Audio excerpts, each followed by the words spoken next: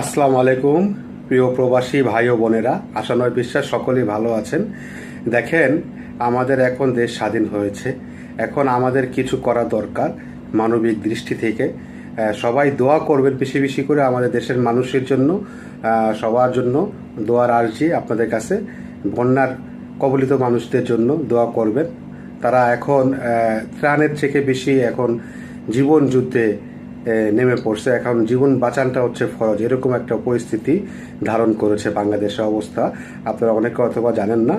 আর সবাই চেষ্টা করবেন যার যার নিজ উদ্যোগে নিজ জেলাতে বা সবাইতে একটা ফাউন্ড ক্রিয়েট করে আপনারা বন্যার কবলিত মানুষদের পাশে দাঁড়ানোর একটু চেষ্টা করবেন।